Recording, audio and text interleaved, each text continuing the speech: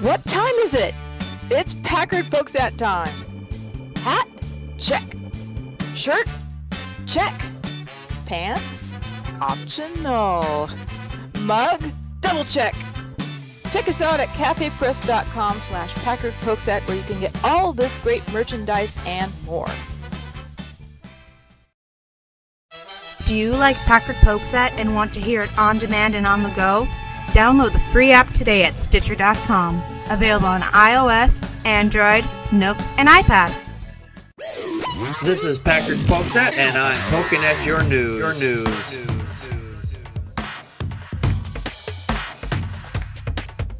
Hello, everybody. This is Packard Pokesat, the Midweek Show. This is Season 5, Episode 13. Connie, what stories have you got for us this evening? Well, let's start with something lightweight from the Raw story. Sean Spicer is in talks for a non-scripted reality show as major networks pass on making him a paid contributor. Really? Someone offered him a job somewhere else, and he's like, no, I'm not going to have a job with Fox. I've got enough lying for Trump. I don't need to lie for you, too, you know. No, it's just former White House Secretary Sean Spicer had a headline-grabbing cameo last week at the Emmys, but it didn't land him any jobs. Oh, According to NBC News, all of the top 5 major news networks, CBS, CNN, Fox, ABC, and NBC, won't touch him, quote-unquote. Really? Yeah. It doesn't surprise me. It really doesn't surprise me, because if he was willing to compromise, I think he was on one of the late night shows. It wasn't Late Show with Stephen Colbert, although I think he did have him on there. But I remember seeing him somewhere that he said he would go up and lie for Trump at the press conferences. Basically, he didn't like doing that, but he just did it because he was supposed to, or he was told to. So I think that's probably the reason why no one has offered him any jobs, because he's not real trustworthy at this point. No, the fact that he would go up there and lie because he was told to, guess what? That still makes you a weak, spineless person who compromises. If you claim you have morals and you compromise them, then you really don't have the morals that you think you have. Yeah. You keep using that word. I do not think that word means what you think it means. He definitely doesn't have any morals. He should have stayed in the bunny suit. You know that's where he came from, don't you? Yes, I know. I can see a disgruntled Easter rabbit just throwing eggs at kids. Just see it next Easter. Let's hope Trump's not in office by next Easter. But let's just see. He gets in there. He knows where the costume is. I'm just saying. He knocks out the guy that's going to be wearing the costume. He gets in there. He hides something in his bunny costume, and just at the last moment, this tail is a bomb. This tail's the bomb. It says here the news organizations might use him on roundtables, but as a paid contributor, that's not happening. Yeah. Someone familiar with Spicer's post-White House TV prospects says the former president's press secretary is, however, in talks about a non-scripted reality show. So I'm like, oh, please have him be on Survivor.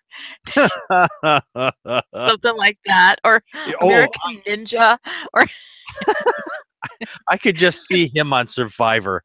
Honestly, I didn't know the show was even still out there, but I don't know if it is either. I think it resurfaces every now and then, but I never watched it. I just know that it's brutal. It's But, I think of all these seasons and shows of that particular show, I think I've seen maybe 1 or 2 episodes, and not even a full one. Just like, okay, here's a clip of this one, and I was like, okay. And I saw some of this other one. And the only other reasons why I watched one of them was because there was a woman who was from Wisconsin. I think she was from my town, possibly. And she was on Survivor.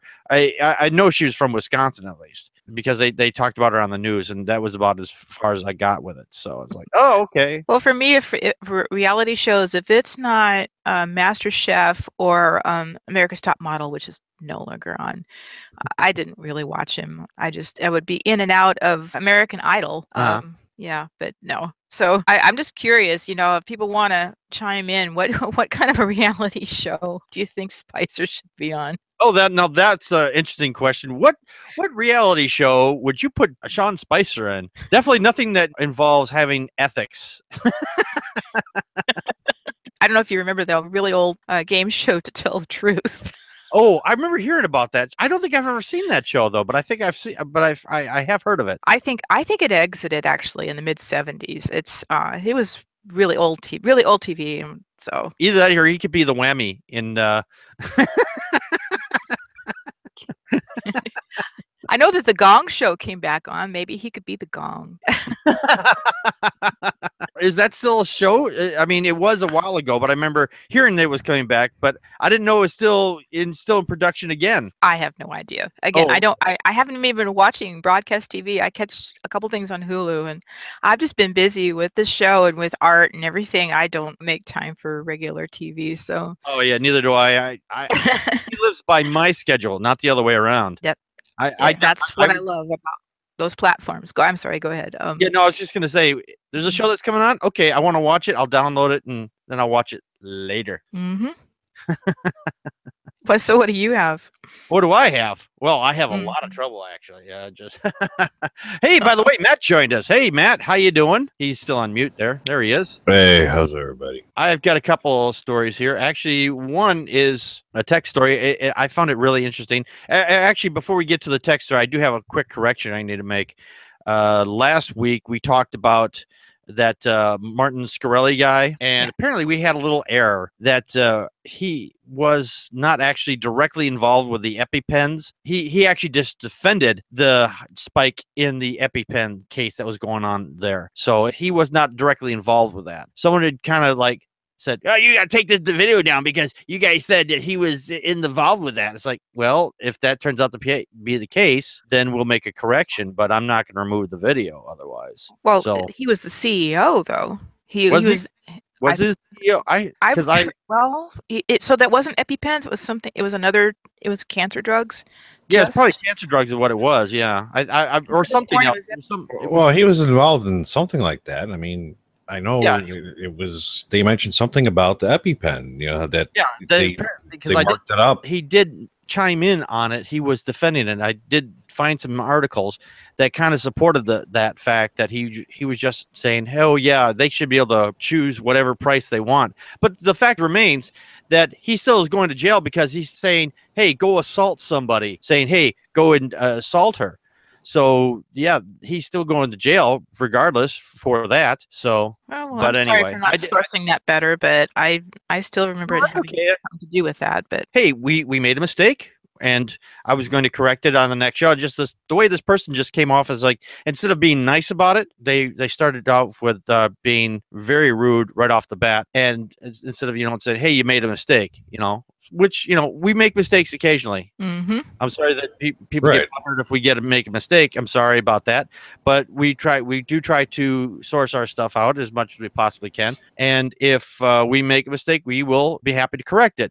But don't come on the channel and say, hey, you're stupid and you're fucking retard and you got this wrong, and okay, because you're going to get a lot of blowback from us by starting out a conversation that way, because you don't start out a conversation like that. If you are, then you're just a troll at that point, and I don't have anything more to do with you. Right. And I looked at their profile, and they had like 1 or 2 followers. So I'm assuming somebody had made this account up who just goes out and finds anybody who's talking about this particular person. So I'm like, I think that they were a troll, so I just blocked them off the channel. We don't need that kind of shit. So no, we don't. So anyway, don't need that at all. No. One other thing is the little tech related. I don't have a story up for this because everybody knows about it. The latest iOS came out for the Apple iPhones, and it's iOS 11. And I gotta say, I don't care for it a little bit. The Siri's voice, it's more real, which is kind of creepy. And it's a little buggy. It's a little buggy. It's got some issues, but overall, I think it's starting to settle in. I think it's a little buggy yet. I think they need to make some more work on it. They totally screwed up the podcasts.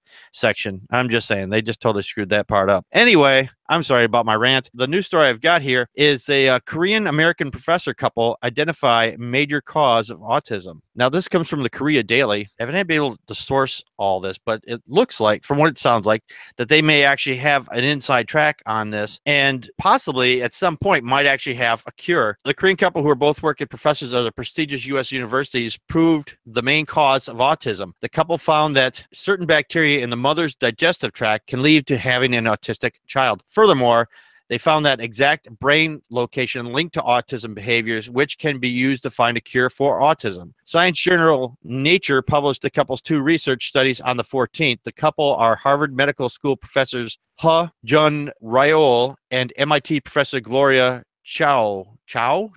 C-H-O-I. I think it's pronounced Chow. The studies vividly explain the detailed process of a pregnant mouse which is infected by the virus having offspring that shows autistic behaviors. The researchers found that certain bacteria in the mother's digestive tract can develop immune cells that directly influence the baby's brain cells development. When the researchers removed that bacteria with antibiotics, the mouse had a normal baby mouse. Professors Huh and Choi said that there were synergy effect when a scientist couple work together on a research. That's what it says, on a research. Professor Huh said, when we were doing the research together in 2 different labs, we sent support for each other instead of whose work is better. It is very helpful for our research success. You're doing good. Come on, you can do good. You can do good too. Yay. You know. He continued, our major fields of study are different than they are each immunology and neurobiology. It has actually helped us researching on neuromyology. Oh my gosh, that's a big mouthful of letters and words. So if this is what it turns out to be, there might actually, maybe in 10, 15 years, we might actually have a cure for autism. I don't know if that's going to have an effect on anybody who's born with autism, then be able to, reverse any of that. That's already, if they already have it. But if it's somebody that's in the womb and they think that the baby is going to be autistic, they might be able to correct that in vitro. Well, if it's something that is in the woman's womb, if it's a bacteria, and you could test for that before, early on or before you think you're going to be pregnant. If they find out when it enters, that would be useful. And if it's some kind of if they could develop a vaccine against that particular condition, or if you find out that this is something that's passed on genetic. Well, no, I guess a bacteria is more of an infection, but if it was something passed on and women could find the markers in it, if they should present for that. Right. Wow, that's awesome. Yeah, you know what the best part about this is? If this pans out to be true, if this does pan out to be true, then the people who keep saying that vaccines are causing autism are going to lose a lot of steam, and they're going to just be blown completely out of the water. Not that they aren't already, but I mean, there are people out there that think that because someone gets a vaccination shot, that their kid's going to get autism. And that just doesn't work that way. All the science points away from that. But because of their limited intellect, and they believe a celebrity who has absolutely no medical training whatsoever, they will not have a leg to stand on past that point. Because if we have a vaccine for it, although they're going to be those ones that are holdouts, they're going to say, you're going to claim you have a vaccine for it, but that's actually going to give you the autism, And it's from big pharma and blah, blah, blah. Yeah. Well, I know some people who have a child with someone in the autism spectrum, and there's a lot of guilt that's involved with if your child has a disease, and if it's something, and I think that saying it's vaccines is a way of saying, well, it didn't come from me, we don't have a family history of X, and I'm sorry, that's not something you can change or do anything about. And I don't know, if you have a child who seemed like normal, and then that presents that, there's something else that's wrong, there's a lot of anxiety, and I understand that, but yeah. While we are poking at your news, you can poke us at Facebook and Twitter, or poke us with an email at ppapodcast@gmail.com, or leave us a message at 662-709-PPAP. Join us live on YouTube/Packard Pokset on Friday nights at 9 p.m. Central Time.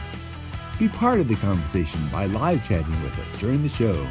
Enjoy the show? Help support us by becoming a monthly patron at patreon.com/PackardPokeset, or look awesome by buying something at cafepress.com/PackardPokeset. No money, no problem. You can help us by sharing the show with friends and rate us on iTunes and Stitcher. For everyone that shares and rates us, you kick ass. The Atheists, the Bible, and No Wardrobe, the podcast. Wait a minute. No wardrobe? You mean we're going to be naked while we do this? Well, seeing how I'm an atheist and I'm reading the Bible, and since clothes are flammable, fire, I thought it might be a good idea to take them all off first. Naked or not, follow along as we read, analyze, and try to keep you from falling asleep as we go through this boring-ass book. Find us on iTunes, Stitcher, and Spreaker. Who knows? We may even be on YouTube someday.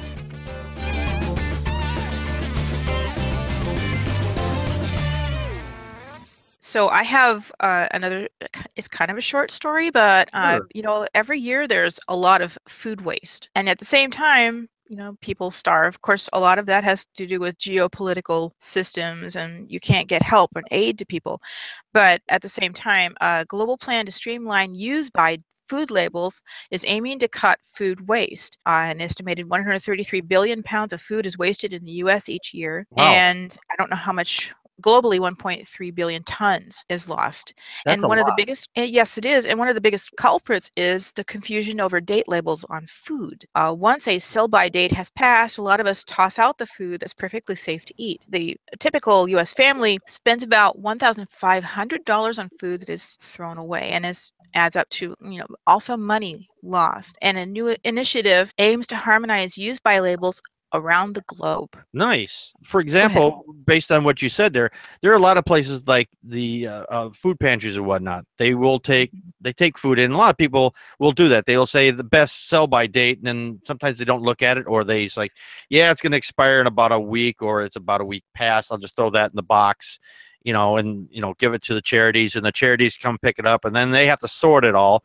which is a terrible thing to do. I mean, their hearts are in the right place, as it were. Say, hey, we're picking up food, but it takes money to sort all that, and you don't get the same quantities if they could with the money. So if you're going to donate to a homeless shelter or another donation place, use money that's going to go out. They'll be able to do more with their dollars, because dollar bills can be transferred a lot easier than, say, a can of soup. Yes. Well, I know for myself, I've gotten rid of things in my cabinet because again, the labeling is confusing, and you can't give it to a food pantry, even though the can is not bulging or doesn't show any signs of breakage.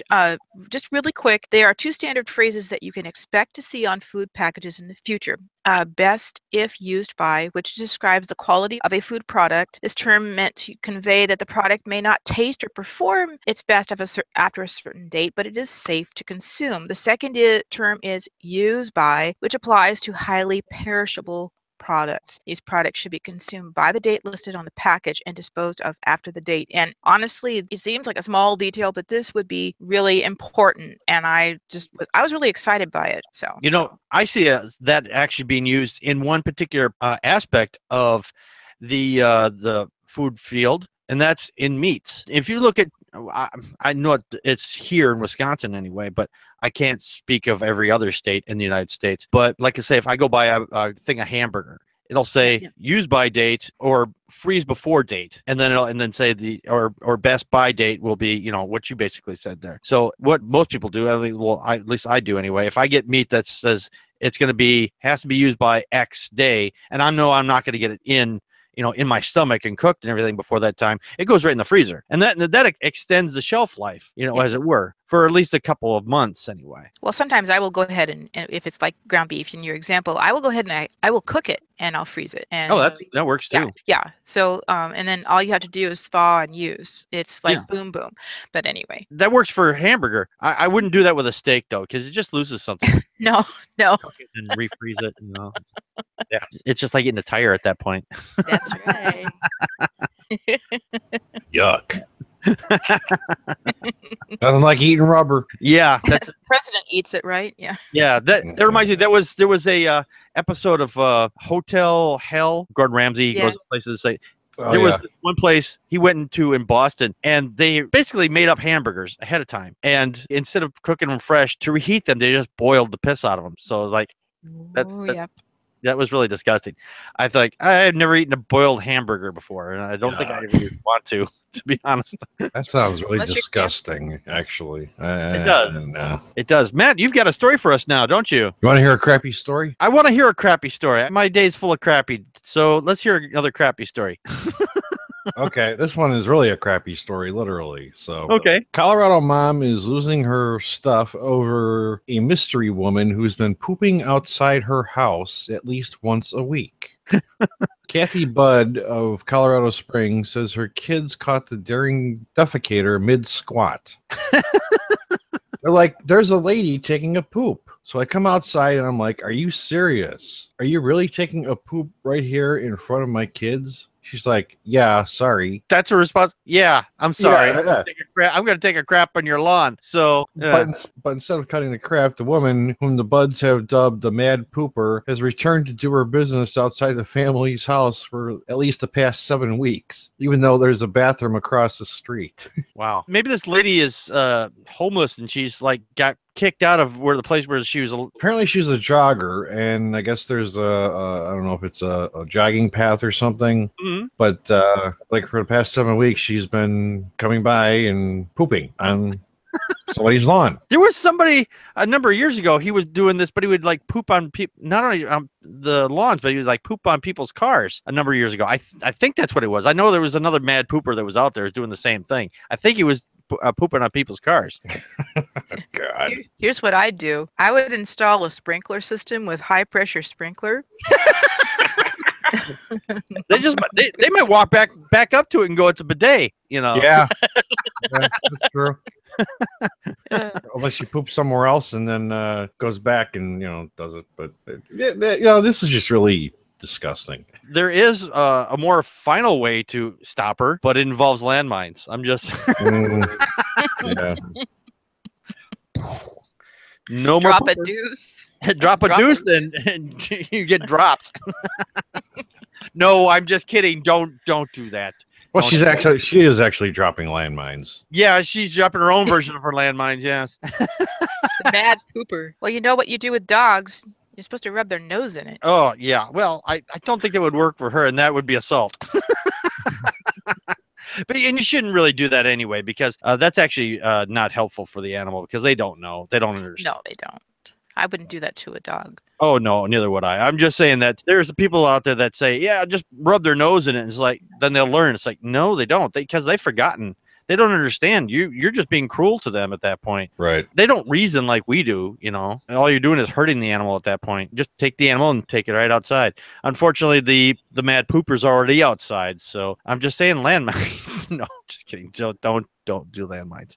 Well, it goes on to say she ran by like 15 times yesterday and she still pooped. Jeez. I mean, I don't know what this woman's deal is, because there is one other thing that they can do. I mean, it's a little cost to the personnel there, but put up an electric fence for a little while, and maybe she'll stop. And she goes to touch the fence, and she's like, oh, I can't do that over there. Of course, that's like, you're just handing the problem off to somebody else. I would suggest maybe just get a picture, put out a surveillance camera, catch her in the act, and make sure you try to get maybe another surveillance camera somewhere else, and then set it up so I think they have caught her in the act with the camera. Okay, but she hasn't been caught yet, like legally caught by the police. But I was looking at the article. The feces fiend could face charges for public defecation if caught. Right. Can you imagine getting caught? But getting arrested, going to jail, and people are asking him, what are you in for? Public pooping. Public pooping. Well, or pooping in public. Oh. God. I've done a few things myself I'm not real proud of, but I wouldn't do it like I wouldn't do it like on a daily basis or anything like that. Oh yeah, I mean, I'm sure we've all urinated in public. Well, mine wasn't quite in public, but I mean, it was. I won't go into it here. It happened when I was very young, and I really had to go. Well, yeah. I won't talk about it right here. When you gotta go, you gotta go. Apparently. Yeah. Yeah, when you gotta go, you gotta do what you gotta do to get yourself relief. So that is just too funny. I came across this. I had to share it. Yeah. That was pretty funny. Yeah. Ranger, I know you just came in last minute there, but did you have a quick story you want to shoot in there with us? Yeah, I did, and it's going to make you not laugh and be angry. Let me put that. That's exactly the kind of attitude I need right now, is to get pissed off even more than I already am. Yeah, well, I thought we were past this at this point, but apparently not. In Brazil, a mad judge rules that homosexuality is a disease. Cool. Yeah. Does that mean I can call him the word gay? I wish I could. I'm bi, so I can't come into work today, boss. Why not? I've caught the gay. I caught the bisexual, boss. I caught the bisexual. I caught the gay. And I'm just feeling so fabulous right now. I just can't make it in. According to the independent federal judge Waldemar de Carvalho, ruled that homosexuality could be considered a disease when he backed crackpot psychologist Rosangela Justino, she's in the picture in the article, who wants the freedom to quote-unquote treat gay people with discredited and harmful sexual orientation conversion therapies. The Federal Council of Psychology approved a resolution in 1999 prohibiting psychologists from treating homosexuality as a disease. According to Wikipedia, Justino was censored in 2009 for her insistence that homosexuality could be cured. She hit back by saying that the council had buckled under the pressure of quote-unquote Nazi LGBT activists and mounted a legal challenge against the ban. The council said that the ruling opens the dangerous possibility of the use of sexual reversion therapies and could appeal the injunction. The council chief, psychologist Rogira Giannini, said, quote, "It isn't a serious academic debate. It is a debate connected to religious or conversion positions." Conservative positions. Conservative positions, thank you. Very sorry. Tony Rees, who heads the National Lesbian, Gay, Bisexual, and Transgender Alliance, told the reporters that the injunction was a step backwards and he planned to appeal it at the Inter-American Court of Human Rights. Other prominent Brazilians have voiced their opposition to the ruling. Brazilian pop star Anitta wrote on her Instagram, and I quote, "People dying hungry, the government killing the country with corruption, no education, no hospitals, no opportunities, and the authorities are wasting their time to announce that homosexuality is a sickness. Homosexuals and bisexuals now have a treatment for this quote-unquote sickness here. So I ask, who is the real sick person? I'm praying to God that these real sick people find the cure of these crazy minds to start looking at the real important things here." Wait, I don't understand this quote. Is she saying that homosexuals and bisexuals are the sickness? Wait a second. I now have a treatment for the sickness here? Or so she's saying that they have the sickness? No, the people who are saying that bisexuals and homosexuals have the sickness are the sick ones. Yeah, she's religious. She's religious, but she's not anti-homosexual. Okay, I was a little confused. I was a little confused. The wording is a little sloppy. That's all. So not your fault. Not your fault. The wording was a little sloppy. So I'm glad that she's standing up against them. But I mean, it's still, religion puts too much into this. I mean, they believe that their imaginary sky wizard made an entire solar system and everything else and the whole universe, but worries about where you put your junk. That's just crazy. It's just, please. It's sad. Like I said, I thought we were past this at this point, but apparently not. No, we're not past this. Far from past this. I won't even get into hurricanes and gays anymore right now. We'll talk about that another time. Anyway, speaking of time, we are out of time. So we'll be back on Friday. See you then at 9 p.m. Central Time. And one more thing here, real quick.